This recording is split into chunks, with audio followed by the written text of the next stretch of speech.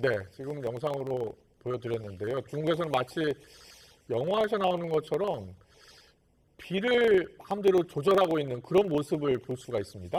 네, 자연 법칙을 거스르는 기술이라는 평가도 나오는데요. 현재 얼마나 기술이 개발되어 있는 건지, 우리나라도 가능한 건지 궁금한 내용들 살펴보겠습니다.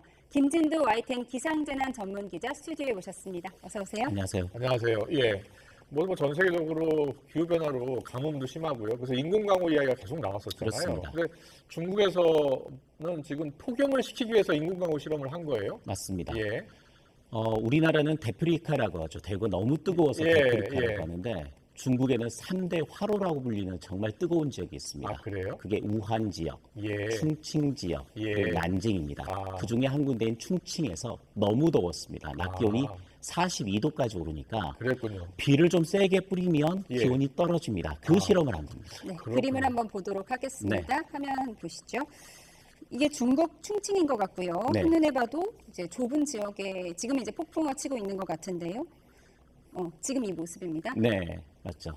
저 지역 같은 경우에는 원래 구름을 보시면 예. 실제로 이 충칭 지역에 떠 있는 구름이 약간 그 검은색을 띠고 있습니다. 예, 예. 그러니까 여름철 기온이 높았을 때 굉장히 구름들이 발달하면서 올라가는 구름, 저군이라고 부르는 구름인데 예. 원래 인공강우 실험할 때 저군에는 되도록이면 뿌리지 말라라는 이야기가 있습니다. 그래요? 왜냐하면 이미 비를 충분히 뿌릴 만한 정도로 발달한 구름에 구름씨를 넣어버린 겁니다. 아. 그러니까 폭발적으로 비구름이 더 발달한 거죠.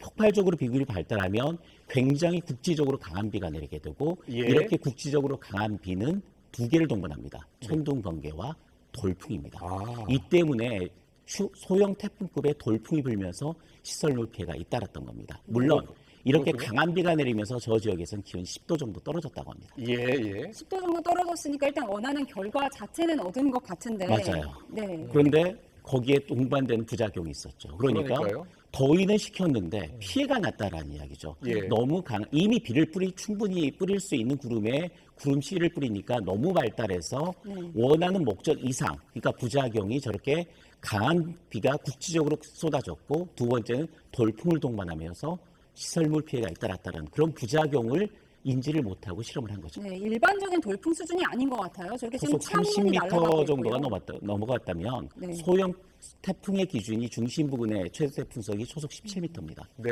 그 한 2배 정도 강한 바람이 불었다고 볼 수 있는 다시는 거죠. 저 인공강우 실험을 저렇게 하진 않겠네요. 그렇죠. 이번에 예. 한번 좋은 경험을 얻었을 겁니다. 그러니까 굉장히 발달한 구름 안에는 씨를 뿌리지 않을 겁니다. 조금 전에 그 씨를 뿌린다는 표현을 하셨는데 네. 구름에다가 뭘 넣는 거예요? 그러니까 이게 처음 인공강우 실험이 1946년 미국에서 시작이 됐습니다. 1946년도부터 오래전부터 시작됐네요. 그렇죠.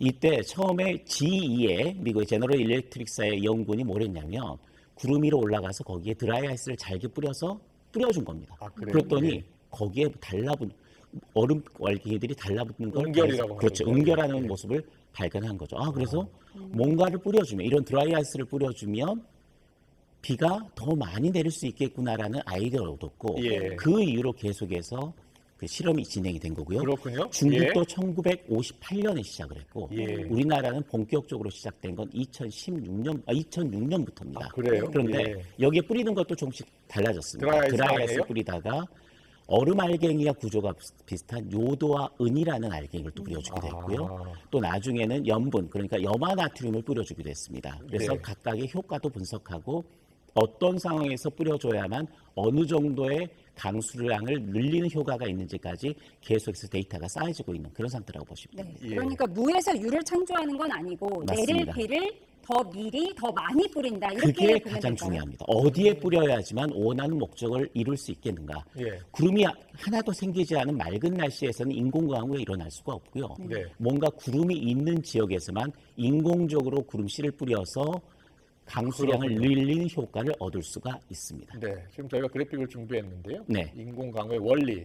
자, 일단 구름이 반드시 있어야겠네요. 있어야 됩니다. 있는 예. 상태에서 비행기로 지금은 구름씨를 뿌리는 거가 나와 있고요. 그러네요. 두 가지 방법이 더 있습니다. 네. 하나는 충칭에서는 아까 마지막 화면에 보시면 뭔가 로켓 같은 걸 쏩니다. 네. 아. 그래서 쏴서 거기서 터지면서 그게 구름 속으로 들어가게 하는 방법도 있고요. 예, 예. 가장 원시적인 방법으로는 밑에서부터 뭔가를 태웁니다.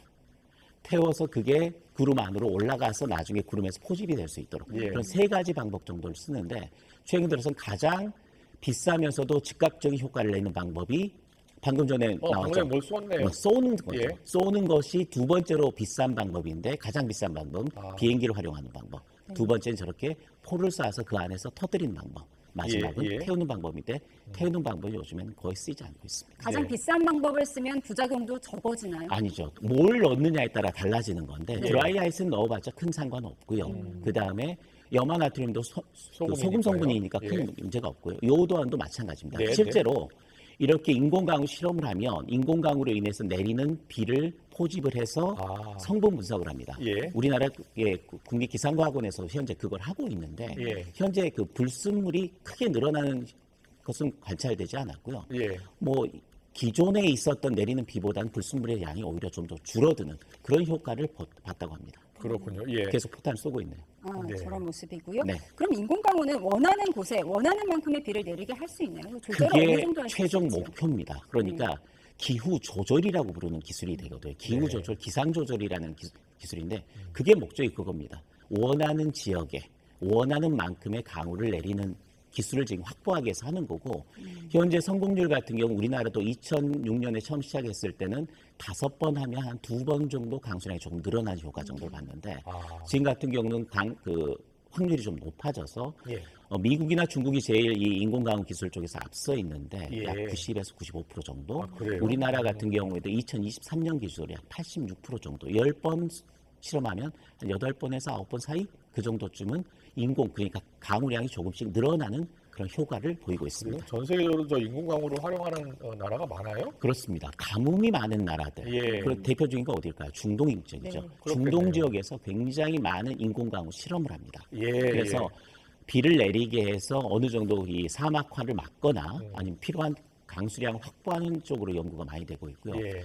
중국이나 러시아는 저렇게 더위를 식히는 실험을 하다가 저렇게 부작용을 만났습니다만 예. 실제로 실험을 했습니다. 실험을 해서 효과를 본 게 뭐냐면 2008년도 베이징 올림픽을 기억하시죠? 예. 베이징 올림픽이 있을 때 개막식이 가장 중요합니다. 네. 개막식 때 맑은 날씨, 파란 하늘을 보여주고 싶었던 거죠. 맑은 날씨도 만들어요? 그렇죠. 그래서 미리 베이징으로 접근하는 구름 쪽에 계속해서 씨를 뿌리면서 비를 내려버립니다. 미리 내리게. 미리 뺀 내리게 거네요. 하는 거죠. 예. 미리 내려버리면 뒤에 이미 비를 내려버린 구름이기 때문에 베이징을 지나가더라도 비가 내리지 않고요. 또 그 전에 구름들이 없어지는 효과도 있습니다. 그렇군요. 거기에 파란 하늘을 만들기 위해서 일부러 이 베이징 주변의 모든 공장 시설들을 중단해서 아주 파란 하늘, 맑은 날 속에 베이징 올림픽이 그랬군요. 이어졌고요. 예. 러시아도 마찬가지로 노동절을 앞두고 실제로 그 전에 비를 내림으로써 맑은 날씨를 유도하는 그런 실험들을 한 적이 있었고 예. 실제로 성공했습니다. 그렇군요.